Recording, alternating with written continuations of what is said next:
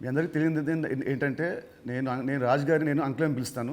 ఎందుకంటే నేను 8th 9th class ఉన్నప్పుడు మా నాన్నగారు రాజు గారు కలిసి సినిమాలు చేసేవాళ్ళు. అలా తీసిన ఒక సినిమా తొలి ప్రేమ.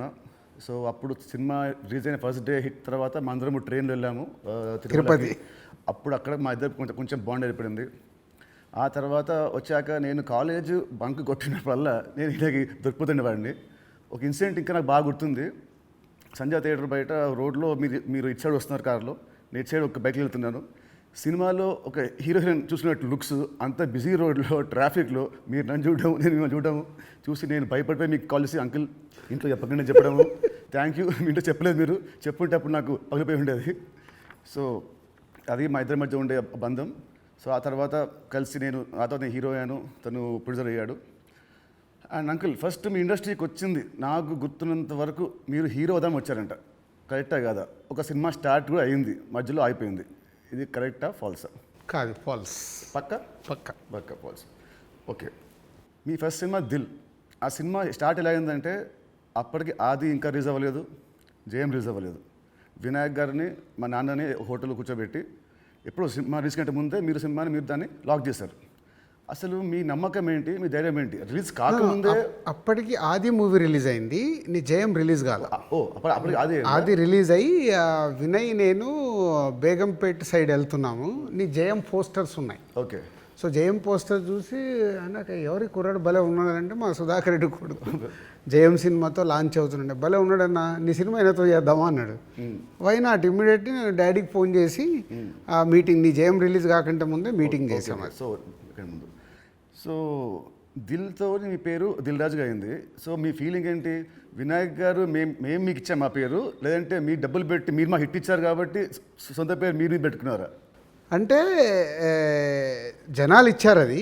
పోతే నీకు గుర్తుందో లేదో, ఆ దిల్ టైటిల్ మన దగ్గర లేకుంటే దిల్ పెడదామని నితిన్ అడిగినప్పుడు బూరుపల్లి శివరామకృష్ణ గారి దగ్గర ఆ టైటిల్ ఉంది. నేను వెళ్ళి అడిగి ఆ టైటిల్ తీసుకొచ్చాను, మాకు ఈ సినిమా బాగుంటుందండి అని. So thanks to Burupalli Sivaramakrishna గారు, ఆ టైటిల్ ఇవ్వడం వల్ల అది దిల్ రాజు అనేది బ్రాండ్ అయిపోయింది, ట్యాగ్ అయిపోయింది. సో ఇప్పుడు మీరు ఎస్విసితో పాటు లార్వేన్ ఏ company, Dil Raju productions, Dil Raju dreams, ఇలా మీ బయోపిక్కి తగ్గట్టు కంటెంట్ని బాగా గట్టిగా చేస్తున్నారు. So next Dil Raju directs అని చూడొచ్చా? లేదు. ఎందుకు? ప్రస్తుతానికి లేదు. సినిమా మీకు కెమెరా తెలుసు, మీకు నాలెడ్జ్ ఉంది, ఎడిటింగ్ తెలుసు, అన్నీ తెలుసు, మీకు ఎందుకు తీయట్లేదు? సో నాకు డైరెక్షన్ చెయ్యాలని ఎప్పుడు ఆలోచన రాలేదు. యాక్చువల్ వివి వినాయక్ ఆ బొమ్మరిల్ అయిన తర్వాత నాకు సజెస్ట్ చేశాడు, అన్న నువ్వు డైరెక్షన్ చేసేయగలుగుతావు, చెయ్యు అని. లేదు వినయ్ అని, లేదు నేను చెప్తున్నా కదా విను, వివి రాజేంద్ర ప్రసాద్ గారు లేక నువ్వు డైరెక్షన్ చేయగలుగుతావు, నువ్వు చెయ్యు అని. బట్ ఎప్పుడు ఆ సైడ్ నాకు డైరెక్షన్ చేయాలని ఆలోచన కలగలేదు. సో మీ బయోపిక్ తీసే ఇప్పుడు మీకు ఏమైనా ప్లాన్స్ ఉన్నాయా? ఎప్పుడన్నా ఆఫ్టర్ 5 years 10 years? నా బయోపిక్ నేను తీయలేను కదా, ఎవరైనా తీస్తారేమో. సరే, ఎవరు తీస్తే దాంట్లో అంత ఉంటుందా, ఆ కంటెంట్ ఉంటుందా? డెఫినెట్గా అంటే ఇట్స్ బిగ్ జర్నీ కదా నాది. ఇప్పుడు ఫిలిం ఇండస్ట్రీ 94 వచ్చాను, 94కి వచ్చిన తర్వాత ఇప్పుడు ఆల్మోస్ట్ 30 years ప్లస్. ఎన్నో అప్ అండ్ డౌన్ చూశాను, ఎన్నో అన్నీ చూసుకుంటూ వచ్చాను. సో బయోపిక్ చేస్తే దానికి ఏ హీరో అయితే బాగుంటుంది? బట్ నాకు బాగా ఫేస్ మ్యాచ్ అయ్యేది నువ్వు ఒకటే. చాలా మంది అంటారు నితిన్ మీ బ్రదర్ అని. సో రాజుగారి బయోపిక్లో హీరోగా నేనే, ఇది ఫిక్స్ అయిపోయింది. ఇప్పుడు ఇవాళే ఈయన ప్రొడక్షన్, డైరెక్షన్ చూద్దాము, నేను హీరోని. సో ఇందాక మీరు చెప్పారు కదా అప్స్ అండ్ డౌన్స్ అన్నారు కాబట్టి ఆ క్వశ్చన్ అడుగుతాను. ఇండస్ట్రీ మీకు చాలా చూస్తే తెలుసు నాకు, బట్ మేజర్గా నాకు గుర్తుండి నేను ఇండస్ట్రీ వచ్చినప్పటి నుంచి మొన్న సంక్రాంతికి ఒక సినిమా మీ ఫ్యాన్స్కి చాలా లాస్ అయింది. నెక్స్ట్ సినిమా ఇమ్మీడియట్ 3 days గ్యాప్లో అది మళ్ళీ అది వెళ్ళిపోయింది. ఈ మధ్యలో ఈ 3 రోజుల్లో మీ థాట్ ఏంటి? నెక్స్ట్ సినిమా కూడా అది కూడా పోతే అప్పుడు పరిస్థితి ఏంటి? మీ మైండ్లో రన్ అయిన మీ ఫీలింగ్ ఏంటి? లేదు అంటే నాకు ఇప్పుడు 10th సినిమా రిలీజ్ అయినప్పుడు నాకు అర్థమవుతుంది ఫైనాన్షియల్గా ఇది డ్యామేజ్ జరగబోతుంది. సో అటు డిస్ట్రిబ్యూటర్స్ అందరు కూడా లోలో ఉన్నారు. పోతే 14th రిలీజ్ అవుతున్న సినిమా షూర్ షాట్గా సూపర్ హిట్ అని చాలా గట్టి నమ్మకంతో ఉన్నాను. అంటే 90% నీకు తెలుసు, నేను ఎడిటింగ్ రూమ్లో చూసినప్పుడే నాకు చెప్పగలుగుతాను సినిమా వర్క్ అవుతుంది అవ్వట్లేదు. అట్లా సంక్రాంతికి వస్తున్నాం అనే సినిమా మీద ఐఎమ్ ఫుల్ కాన్ఫిడెంట్గా ఉన్నాను. సో ఆ 3 డేస్ అదే ఎనర్జీతో ఉన్నాను. ఎస్, నో ప్రాబ్లం, ఒకటి వస్తుంది, ఇది ఎంత డ్యామేజ్ అవుతుంది, అది ఎంత రికవర్ చేస్తారో నంబర్స్ తెలియదు, బట్ అది మ్యాజిక్ అనేది ఇట్స్ ఎ మిరాకిల్. బట్ ఆ పీరియడ్లో యూఆర్ కాన్ఫిడెంట్ మళ్ళీ ఇది అయిపోయింది మళ్ళీ నేను అంటే ఒక సినిమా రిలీజ్ ముందు నాకు మేబీ నా 6th సెన్స్ కావచ్చు, చూస్తున్న కంటెంట్ వల్ల కావచ్చు, చెప్పగలుగుతాను 90% మిస్ అవ్వను. సో దిల్ చేయడం వల్ల మీరు దిల్ రాజు అయ్యారు. బట్ నా దృష్టిలో మీరు బిల్ రాజు. ఎందుకు చెప్తాను. యాక్చువల్లీ చాలామంది ఆడియన్స్ కూడా చెప్పాలి ఇది. మామూలు చూస్తాను లాస్ట్ గత 1 year నుంచి మీ మీద వచ్చే నెగటివ్ ట్రోల్స్ కానీ ఇవన్నీ ఏవో వస్తుంటాయి కదా మామూలు ఆర్టికల్స్ అవి. 2005లో నేను సినిమా వేసాను, రామ్ సినిమా. అది రిలీజ్కి ఫైనాన్షియల్గా మేము చాలా అప్పుడు రిలీజ్కి మేము కొంచెం ఇబ్బందులు ఉండే. అండ్ అప్పుడు మాకు టర్మ్స్ అంతా బాగాలేవు, మా టర్మ్స్ మనకు. అయినా మీరు వచ్చి ఆ రోజు నైట్ ఒక పెద్ద అమౌంట్కి మీరు సైన్ చేశారు. సో టర్మ్స్ బాగాలేనప్పుడే మీరు నాకు హెల్ప్ చేశారు. ఇలాంటివి మీరు చాలామంది హీరోస్కి, చాలా ప్రొడ్యూసర్స్కి, డైరెక్టర్స్కి మీరు చాలా హెల్ప్ చేస్తారు. ఇది నాకు తెలుసు. సో ఈ మధ్య వచ్చి మీరు ఒక సినిమా బొక్కేస్తారంటే అది నాకు I want to clear to audience that ప్రతి సినిమా చిన్న పెద్ద లేకుండా అందరు హెల్ప్ చేసేవాడు మీరు. అండ్ దీంట్లో చాలా డబ్బులు మీకు చాలామంది మీకు వెనక్కి మీకు ఇచ్చారు లేరు కూడా నాకు తెలియదు. బట్ ఈ హెల్ప్ చేసిన ఇంతమంది మీరు కష్టాల్లో ఉన్నప్పుడు వీళ్ళు కూడా మీకు తిరిగి హెల్ప్ చేస్తారని అనుకుంటున్నారా? అంటే బేసిక్గా నా లైఫ్ స్టార్ట్ అయింది ఎక్కడ అంటే నితిన్, నా కాస్ట్యూమ్ కృష్ణ గారికి నేను చాలా స్టోరీలో చెప్పాను. అరుంధతి అనే సినిమా 36 lakhs కొంటే 2 lakhs నేను రిలీజ్ రోజు కట్టలేదు. తర్వాత తీసుకెళ్ళి ఆయన ఫోన్లు ఎత్తకుంటే కూడా నేను పట్టుకొని వెళ్ళి 2 lakhs ఇచ్చి వచ్చాను. తర్వాత వారు నాకు పిలిచి పెళ్లి పందిరి చేసే వరకు వదిలిపెట్టలేదు. నిజంగా పెళ్లి పందిరి అనే సినిమా లేకుంటే ఐఎమ్ నాట్ దే, అసలు సినిమా ఇండస్ట్రీలో నేను లేను అనేది నేను గట్టిగా నమ్ముతాను. సో అంటే ఒక హానెస్ట్ అనేది ఒకటి ఎంత పని చేసిందో హెల్పింగ్ కూడా అంతే పని చేస్తుందని నేను నమ్ముతాను. నా లైఫ్లో ఇప్పుడు నువ్వు సంక్రాంతికి అడిగావు, ఇది రాకుంటే ఇది ఉండుంటే, అలాంటి ఒక 4-5 ఇన్సిడెంట్స్ ఉన్నాయి. అంటే నేను క్లోజ్ అయిపోయే ఇన్సిడెంట్స్. ఇప్పుడు అసలు సంక్రాంతికి వస్తున్నాము, రాకున్నా మాకేం కాదు, ఎందుకంటే ఆల్రెడీ ఎస్టాబ్లిష్ అయిపోయి ఉన్నాం. ఫైనాన్షియల్ డ్యామేజ్ వరకు 2 ప్రాపర్టీలు అమ్మేసి ముందుకు వెళ్ళిపోతాం, అది పెద్ద విషయం కాదు. కానీ నేను నార్మల్గా ఉన్నప్పుడు కూడా ఇలాంటి ఇన్సిడెంట్స్లోకి వెళ్ళి నేను దాటుకుంటూ వచ్చాను. అంటే అది ఎప్పుడు అదే నేను నమ్మేది, వెన్ వీఆర్ హెల్ప్కు మనం ముందుంటామో మన కష్టం వచ్చినప్పుడు భగవంతుడే తిరిగి ఇస్తాడని. అది నా లైఫ్లో 3-4 ఇన్సిడెంట్ నాకు సినిమా ఫీల్డ్లో జరిగాయి.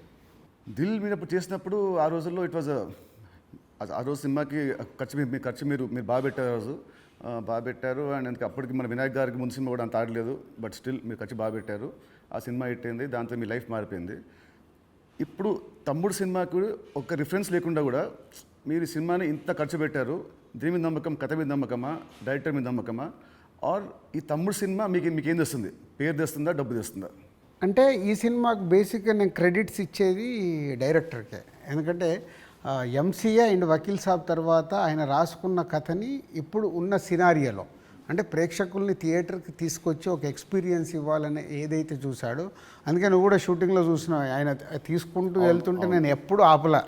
ఒక డైరెక్టర్ ఏమో అడుగుతున్నాడు, ఎలా అచీవ్ చేయాలి, అది అచీవ్ చేయండి అని చెప్పా. అది అయిపోయిన తర్వాత నేను ఎప్పుడైతే యావిడ్ రూమ్లో సినిమా చూసుకున్నానో అప్పుడు నాకు అది ఎస్, వేణు అడిగింది ఇచ్చాను కాబట్టి ఆయన ఈ సినిమాని ఇవ్వగలుగుతున్నాడని. ఈవెన్ రాత్రి ఇప్పుడు నువ్వు ఒక భయంలో ఉన్నావు, ఎందుకంటే మనం లోలో ఉన్నప్పుడు చాలా భయంలో ఉంటాం. నేను అవన్నీ చూసేశాను. నైట్ నువ్వు నాకు ఫోన్ చేసి ఒక రీల్ చూసేసి ఒక ఎగ్జైట్మెంట్తో ఫోన్ చేసావు. ఎందుకు? అది ఇప్పుడు మనం చూస్తున్నాం, ఒక సినిమా ఇలా షేప్ అయింది, సౌండ్తో ఇలా చూసినప్పుడు ఇలా ఉంది, ఒకటి ఉంటుంది కదా, అదే ఎగ్జైట్మెంట్. అదే నన్ను తమ్ముడికి ఎంతైనా ఆలోచించకుండా డైరెక్టర్ అడిగినట్టు చేయమని చెప్పాను. అండ్ దిల్ అప్పుడు కానీ లేదా మన లాస్ట్ సినిమా శ్రీనివాస్ కళ్యాణ్ కానీ మీరు షూటింగ్కి మీరు ఆల్మోస్ట్ ఎవ్రీడే వచ్చేవారు. ఈ సినిమాకి మీరు ఉట్టి 2 సార్లు వచ్చారు, అది కూడా గంట సేపు. ఎందుకు? డైరెక్టర్ మీద నమ్మకమా, లేదా మీరు బిజీగా ఉండి మీరు మా సినిమాని మీరు పట్టించుకోలేదా? అంటే 2 things. ఇప్పుడు అనిల్ రావిపూడి కానీ, వంశీ పైడిపల్లి కానీ, అలాగే ఇప్పుడు శ్రీరామ్ వేణు కానీ, అంటే నాతో వాళ్ళందరికీ big journey, number of movies చేస్తున్నాం. అంటే వాళ్ళ వేవ్ లెంత్ ఏంటో నాకు తెలుసు. సో తెలిసినప్పుడు నేను వాళ్ళ దాంట్లో నేను ఇంటర్ఫియర్ కాను. సో నాకు కథ దగ్గర అనిపించింది చెప్తాను, ఎడిటింగ్ రూమ్లో అనిపించిందే చెప్తాను. నాకు ఇలా అనిపిస్తుంది, మీరు చూసుకోండి, ఇలా చెయ్యండి అని నేను చెప్పను వాళ్ళకు. ఎందుకంటే వాళ్ళకి నాకు క్వశ్చన్ వేస్తే దే విల్ అండర్స్టూడ్, అంటే నేను ఏం ఫీల్ అవుతున్నాను ప్రేక్షకుల్లాగా. కొంతమంది దర్శకులతో ఇలా నాకు సింక్ అవుతుంది, అలా సింక్ అయిన వాళ్ళే వీళ్ళు. అందుకే వీళ్ళతో నంబర్ ఆఫ్ సినిమాలు చేసినా వాళ్ళు అది అవుట్పుట్ తెచ్చుకోవడానికి వాళ్ళే ఎక్కువ కష్టపడతారు, ఎందుకంటే వాళ్ళకు రిజల్ట్ కావాల్సిందే కదా. సో నేను ఇప్పుడు శ్రీనివాస కళ్యాణం ఉంది, ఇప్పుడు శతమానం భవ తర్వాత శ్రీనివాస కళ్యాణం చేస్తున్నాను కాబట్టి ఫుల్ టైం సో అక్కడే ఉండి ఎలా తీయాలి ఏంటి, సో ఏదైనా తప్పు జరుగుతుంటే కూడా సతీష్కు చెప్పి కరెక్ట్ చేయడం. సో అది నా ప్రాసెస్, ఏ సినిమాకు ఉండాలి ఏ సినిమాకు ఉండకూడదని నేను ముందే ఫిక్స్ అవుతాను. సో తమ్ముడు అనేది దిల్ రాజు సినిమానా లేదంటే వేణు శ్రీరామ్ సినిమా? వేణు శ్రీరామ్ సినిమా 100% No మొత్తం doubt. ఇంటర్గ్రేట్. సో ఇంకోటి ఇప్పుడు మామూలుగా మిమ్మల్ని ఏం అడుగుతారు, ఇప్పుడున్న దిల్ రాజు పాత దిల్ రాజుకి ఏం చెప్తాడని అందరూ అడుగుతారు. నేను అడిగేదంటే అప్పుడున్న ఓన్లీ రాజు ఇప్పుడున్న దిల్ రాజుకి ఏం చెప్తాడు? అది 22 years జర్నీ. అంటే అంటే సినిమా అంటే దిల్లు సినిమా నీకు మనకు అండర్ ప్రొడక్షన్లో ఉన్నప్పుడు షూట్ జరుగుతున్నప్పుడు నీకు దుబాయ్లో సాంగ్ చేస్తుంటే సడన్గా బైక్ స్కిడ్ అయ్యి నీ కాలు పైన పడింది. కాలు పైన పడితే మధ్యాహ్నంకి వెళ్ళి షూటింగ్ ఆపేసాం. అది నాకు ఫస్ట్ ఫిలిం. షూటింగ్ ఆపేసిన తర్వాత చిన్న నీకు ఎయిర్లైన్ ఫ్రాక్చర్. వినాయక్ ఇక్కడ ఉన్నాడు, నెక్స్ట్ ఠాగూర్ సినిమాలో బిజీగా ఉన్నాడు. అన్న మీరు వెళ్ళి సాంగ్స్ తీసుకొని రండి అన్నాడు. నీకు ఎయిర్లైన్ ఫ్రాక్చర్ అయ్యి మన హోటల్కి వెళ్ళిన తర్వాత ఇంకా మనం నెక్స్ట్ డే షూటింగ్ చేయడానికి స్కోప్ లేదు, ప్యాకప్, అందరు రిటర్న్ వెళ్ళిపోవాలి. సో అప్పుడు లక్ష్మణ్ అంకులు శిరీష్ అంకులు టెన్షన్లో ఉన్నారు, నేనేమో వెళ్ళిపోయి పడుకున్నాను. పడుకొని 4 o'clock లేసేసి శంకర్ మాస్టర్ డోర్ కొట్టి, మాస్టర్ రేపు నైట్ వెళ్ళిపోవాలి, నీకు ఇప్పుడు 2 పాటలలో ఏమేమి బ్యాలెన్స్ ఉన్నాయో ఒక్కసారి లిస్ట్ రాయని 6 గంటల వరకు కూర్చొని ఆయనతో రాపిచ్చి, ఇవి నితిన్ కాలు కింద పెట్టకుండా నువ్వు ఎలా మేనేజ్ చేయగలుగుతావు అంటే శంకరు నేను మళ్ళీ డిఓపిని పిలుచుకొని మేము కూర్చొని డిజైన్ చేసాం. డిజైన్ చేసి మీకు చెప్తే మీరు అందరూ ఏంటి షూటింగ్ ఉందా ఎలా చేస్తారు అంటే ఇలా చేయబోతున్నాం, విల్ ఫినిష్ నెక్స్ట్ 2 days అని నీ కాలు కింద పెట్టనివ్వకుండా 2 రోజులు షూటింగ్ చేయించా. కూర్చొని స్టాండింగ్ అంటే నా మొదటి సినిమా, నాకు ఆ సిచ్యువేషన్ అలాంటిది. ఆ రోజు 2 రోజులు షూటింగ్ ఆగకుండా చేసుకొని వచ్చి రిలీజ్కి ముందు మళ్ళీ ఆర్ఎఫ్సికి వెళ్ళి ఆ బ్యాలెన్స్ షాట్లని 2 పాటలు తీసి మ్యాచ్ చేశాం. అవును, అంటే అది నా ప్యాషన్. అంటే మొదటి సినిమాలోనే నేను ఒక సమస్య వస్తే దాన్ని జాగ్రత్తగా హ్యాండిల్ చేసుకుని సినిమాకి ఎలాంటి డ్యామేజ్ జరగకుండా చేయగలిగా. అదే మామూలు రాజు నుంచి దిల్ రాజుగా షిఫ్ట్ అవ్వడం. అంటే నాట్ ఓన్లీ దిల్, ఇలాంటి సో మెనీ ఫిలిమ్స్కి సో మెనీ ఎప్పుడు వస్తూనే ఉంటాయి. అవన్నిటిని జాగ్రత్తగా హ్యాండిల్ చేసుకుంటే 58 సినిమాలకు రీచ్ అయ్యాను. అదే ఫస్ట్ సినిమా దిల్లప్పుడు కూడా మీ అన్నింటిలో మీరు చాలా మీరు ఇన్వాల్వ్ అయ్యేవారు. ప్రతి దాంట్లో స్టోరీల నుంచి సీన్స్ నుంచి, కొన్ని సీన్స్ మీకు నచ్చకుంటే మీ వినాయక్ మీరు చెప్పలేకపోతే మీరు నా చెప్పేవాళ్ళు, నిత్యం చెప్పా ఈ సీన్ బాగా గుర్తున్నా దాంట్లో ఉంటుంది ఒక ఎపిసోడ్, ఒకటి టాలీగట్ ఎపిసోడ్ ఉంటుంది ఒకటి, అది సినిమా లేదు. సో అది సో మీ ఉత్సాహాన్ని చూసే సుకుమార్ గారు సినిమా రైటర్ కదా, ఆయన పెట్టాడు సినిమాలో ఒక డైలాగ్ వస్తుంది, మై నేమ్ ఇస్ రాజు అంటే ఒకటి వచ్చి ఎందుకంత ఫోజు మిమ్మల్ని చూసే పెట్టాడు డైలాగ్, గుర్తున్నా? బోర్డు మీద రాసి బోర్డు మీద. సో 2003 రాజుగారి దగ్గర ఉన్నదేంటి, ఇప్పుడు రాజుగారి దగ్గర లేనిదేంటి? ఉన్నది 2003కి ఇప్పటికీ ఉన్నది. సినిమా అంటే అవలీలగా ఎక్స్పీరియన్స్తో పాటు వచ్చిన ఎక్స్పీరియన్స్తో పాటు సో ఈజీగా ఎలాంటి సిచ్యువేషన్ అయినా హ్యాండిల్ చేసే కెపాసిటీ అండ్ సినిమా పైన ఇంకా అవగాహన ఉంది. ఇది సాధించాను. లేనిది 2003 నుంచి 2010 వరకు ఒక్కొక్క సినిమా తీస్తూ ఒక్కొక్క కొత్త డైరెక్టర్తో జర్నీ చేస్తూ అద్భుతమైన జాబ్ సాటిస్ఫాక్షన్తో జర్నీ చేశా. 2014 తర్వాత అంటే ఆ పీరియడ్ తర్వాత నంబర్ ఆఫ్ ప్రొడక్షన్స్కు షిఫ్ట్ అయిపోయి సో దాన్ని ఎంజాయ్ చేయలేకపోతున్నా. అది ఇప్పుడు లేదు, ఆ ఎంజాయ్మెంట్ లేదు. Job satisfaction, enjoyment, job satisfaction ఉంది, ఎంజాయ్మెంట్ అంటే మార్నింగ్ 7కు నేను లొకేషన్కి వెళ్ళిపోయి ఈవినింగ్ ప్యాకప్ వరకు ఉండి మళ్ళీ వచ్చి నెక్స్ట్ డే సీన్ గురించి వెళ్ళి ఆఫీస్లో కూర్చొని 10 వరకు కూర్చొని అదొక ఎంజాయ్మెంట్ నాకు. I'm missing that. ఇప్పుడు ఆడియన్స్ సినిమా థియేటర్కి చెప్తారు మామూలు, ఇప్పుడు ఆడియన్స్ ఇప్పుడు ఎక్కువ రావట్లేదు, అది ప్రొడ్యూసర్గా ఏం చేయాలో మీరు చెప్తున్నారు. ఫర్ అ చేంజ్ మీరు హీరో అయితే హీరోగా మీరు ఆడియన్స్ థియేటర్ రావడానికి మీరు ఏం చేస్తారు? ప్రొడ్యూసర్గా చెప్తున్న దిల్ రాజు చెప్తున్న అన్ని పాయింట్స్ని నేను నితిన్ ప్లేస్లో ఉంటే నేను ముందడిగేసి అరే ఇవన్నీ ముందు మొదలు పెడదామని మొదలు పెడతాను. సరే, దిల్కి అండ్ తమ్ముడికి ఈ మధ్యలో మీరు నా ఏమంటారు నా పర్ఫార్మెన్సా నాలో చూసిన చేంజ్ ఏంటి, మార్పు ఏంటి, ప్లస్ అండ్ మైనస్? ప్లస్లు చాలా నువ్వు అప్పటికి ఇప్పటికీ ఏంది న్యాచురల్గా ఒక 22-23 ఇయర్స్ నువ్వు యాజ్ యాక్టర్గా ఇక్కడ వరకు జర్నీ చేసావు. అంటే నాకంటే సీనియర్ నువ్వు యాక్చువల్ 1 ఇయర్ సీనియర్. నేను 2003లో ప్రొడ్యూసర్ని అయ్యా, నువ్వు 2002లోనే హీరో అయ్యావు. అంటే నాకంటే 1 ఇయర్ సీనియర్. సో నీకున్నది ఆ ఎక్స్పీరియన్స్ వచ్చింది ప్లస్. సో ఆ ఎక్స్పీరియన్స్తో నేను ఎలా హ్యాండిల్ చేస్తున్నానో థింగ్స్ని హ్యాండిల్ చేయగల కెపాసిటీ వచ్చింది, మేనేజ్ చేయగలిగే కెపాసిటీ లేనిది. అంటే 23 సంవత్సరాలలో నువ్వు అంటే ఇప్పుడు ఒక దిల్ రాజుగా నేను నీకంటే జూనియర్ని 1 ఇయర్ని సాధించుకుంటూ ఒక టాప్లోకి వచ్చా. నితిన్ని నేను అలా ఊహించా. నేను దిల్ సినిమా చేస్తున్నప్పుడు, ఆర్యా సినిమా చేస్తున్నప్పుడు బన్నీని, దిల్ సినిమా చేస్తున్నప్పుడు నిన్ను, అంటే వీళ్ళు నాకు ఫ్యూచర్ స్టార్స్ అని ఊహించా. కానీ నువ్వు ఆ మార్క్ అచీవ్ చేయలేకపోయావు, నువ్వు కోల్పోయింది అదే అనేది నా ఫీలింగ్. ఇప్పుడు తమ్ముడితో నాకు మళ్ళీ వస్తుందనుకుంటారా ఆ పూర్వ వైభవం? తమ్ముడితో సక్సెస్ఫుల్ హీరోగా వస్తావు, కానీ ఇది సరిపోదు. ఎల్లమ్మతో కొట్టాలి. సో దిల్కి సీక్వెల్ చేసే ప్లాన్ ఏమైనా ఉందా? ఎందుకంటే అదొక మంచి బ్రాండ్ వాల్యూ. మళ్ళీ వినాయక్ గారితో నాతోని దిల్ పార్ట్ 2 అంటే అప్పుడు ఫాదర్ క్యారెక్టర్ నువ్వే వేయాలి, కొడుకు క్యారెక్టర్ నువ్వు వేయాలి. ఉంది కదా, ఇలాగ సినిమాలో ఉంది కదా, ఇచ్చాం కదా మనం లీడ్. కరెక్టే, సినిమాలో మనకు లీడ్ ఉంది, సినిమా లీడ్ ఉంటుంది. అది వేసుకొని లాస్ట్ సీన్ అదే ఉంటుంది, ప్రకాష్ రాజ్ గారిది ఫోటో మీదకి వెళ్ళి రివీల్ చేస్తే అలా చేయాలి. అప్పుడు 1 వర్డ్ ఆన్సర్స్ కావాలి. 1 వర్డ్ ఆర్ 2 వర్డ్స్, మీ ఇష్టం. 1-2 వర్డ్స్ ఆన్సర్స్. మీకు చెప్తాను కొన్ని పేరు వినగానే మీకు వచ్చే ఫస్ట్ మీ థాట్స్. పవన్ కళ్యాణ్ గారు is my star. Mahesh Babu గారు. మహేష్ గారు మా ఇద్దరికి ఒక తెలువని అండర్లింక్ ఉంటుంది. ప్రభాస్ గారు ఈజ్ మై డార్లింగ్. ఎన్టీఆర్ గారు. మై నాన్న. నాన్న అని పిలుస్తాను నేను. ఓ అదేంటి ఆ లింక్ ఏంటి? అది అప్పుడు తారక్తో డిస్ట్రిబ్యూటర్గా ఉన్నప్పుడు క్లోజ్నెస్ ఉండి బృందావనం చేస్తున్నప్పుడు అప్పటికి కొడాలి నానిగారు వీళ్ళందరూ తారక్తో ఉండేవాళ్ళు. వాళ్ళందరూ నాన్న నాన్న అని పిలిస్తే నాకు అది ముద్దుగా అనిపించేది. అంటే నాకు ఈ అవకాశం ఉంది కదా అని అప్పటి నుంచి నేను కంటిన్యూ. తారక్ నన్ను అన్న అంటాడు, నేను నాన్న అంటాను. బాగుంది. చరణ్ గారు. His megastar son. సో ఒక సినిమా అంటే ప్యాషన్గా మెగాస్టార్ సన్ అయినా ఎదుగుతూ వచ్చిన is a star hero. Allu Arjun గారు. Bunny is my brother. Next Shirish Reddy గారు. శిరీష్ అందరికీ తెలిసింది మై బ్రదర్. పోతే మా ఇద్దరికి సినిమా దాంట్లో ఎప్పుడు ఒక కాన్ఫ్లిక్ట్లో ఉంటాం. అవునా? ఓకే. అంటే ఆలోచన విధానంలో కాన్ఫ్లిక్ట్గా మాట్లాడుతుంటాం, బట్ కన్క్లూడ్ చేస్తాం, రిజల్ట్ ఉంటుంది మాకు.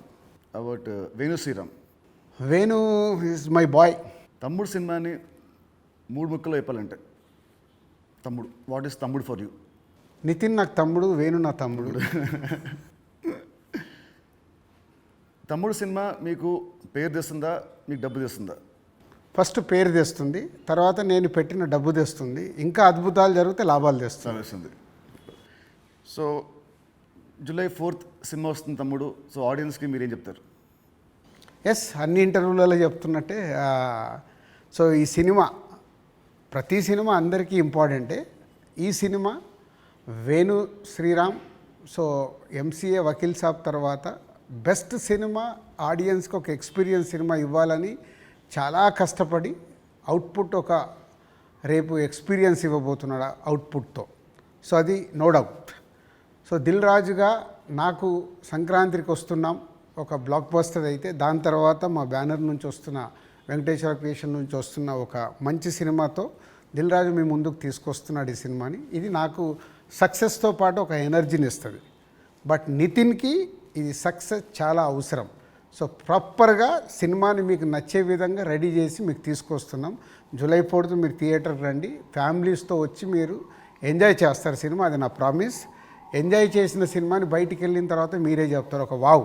అంటే నితిన్కి ఒక కొత్త సినిమా, కొత్త అప్రోచ్.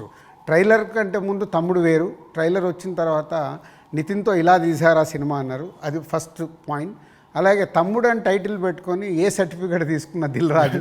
సో ఇది సెకండ్ పాయింట్. అంటే థియేటర్ ఎక్స్పీరియన్స్ కోసం కాంప్రమైజ్ అవ్వకుండా ఏ సర్టిఫికేట్ కూడా తీసుకున్నాము. యూఏ సెన్సార్ వాళ్ళు కొంచెం లెంత్ తగ్గించుకొని యూఏ తీసుకోండి అన్న కానీ ఏ సర్టిఫికేట్ తీసుకోవడానికి థియేటర్లో ఎక్స్పీరియన్స్ మిస్ అవ్వకూడదు. ఏదైతే డైరెక్టర్ అనుకున్నాడో, నితిన్ ద్వారా ఏదైతే మీకు అందివ్వాలనుకున్నాడో, నితిన్ చుట్టూ ఒక 5 ఉమెన్ని పెట్టి ఒక కాన్సెప్ట్ ఫిలింగా 80% ఆఫ్ ద ఫిలిం మీకు ఫారెస్ట్లో ఉంటుంది. ఇది 24 అవర్స్లో జరిగే కథ. ఒక ఎక్స్పీరియన్స్ మట్టుకు డెఫినెట్గా ఈ సినిమాతో పొందుతారు. Please come and watch in theatres from July 4th. తమ్ముడు సినిమా ఉంది. తమ్ముడు సినిమా రిలీజ్ కాకముందే మీరు నాకు ఎల్లమ్మ అనే ఒక కథ వినిపించారు. మామూలు ఇండస్ట్రీలో ఉంటుంది, ఈ సినిమా హిట్ అయితే నెక్స్ట్ సినిమా చేస్తాము అని ఉంటుంది. మీకు ఏంటి మళ్ళీ మీ మైండ్ సెట్ ఈ సినిమా రిజల్ట్తో సంబంధం లేకుండా నాతో నెక్స్ట్ సినిమా చేస్తున్నారు, ఇమీడియట్ సినిమా? సేమ్ నాకు సుబ్రహ్మణ్యం ఫర్ సేల్ జరుగుతుంది తేజుతో. అనిల్ రావిపూడి పటాస్ రిలీజ్ అయింది. పిలిచి అనిల్ సినిమా చేస్తా అన్నప్పుడు సుబ్రహ్మణ్యం ఫర్ సేల్లో ఒక సాంగ్ చూపించి ఈ హీరోతో సినిమా చేద్దామని చెప్పా. అప్పటికే పిల్ల నువ్వు లేని జీవితం చేశాం గీత వాళ్ళతో కలిపి. So Subrahmanyam for sale cinema hit అవ్వబోతుందని నాకు అర్థమైంది. నాకు అర్థమై వైనాట్ అంటే పటాస్ పెద్ద హిట్ అయింది. సుబ్రహ్మణ్యం ఫర్ సేల్ హిట్ అయినప్పుడు వాళ్ళిద్దరు కలిస్తే సుప్రీం అయింది. ఓకే. సో ఇది అలాగే తమ్ముడుతో నితిన్కు మళ్ళీ సక్సెస్ వస్తుంది. బలగంతో ఆల్రెడీ వేణు సక్సెస్ కొట్టాడు. వీళ్ళిద్దరు కలిస్తే ఎల్లమ్మ అద్భుతంగా ఉంటుందని నా విజన్. ఓకే, మీ విజన్ మనస్ఫూర్తిగా అవ్వాలని కోరుకుంటున్నాను. Thank you uncle, thank you so much. Thank you.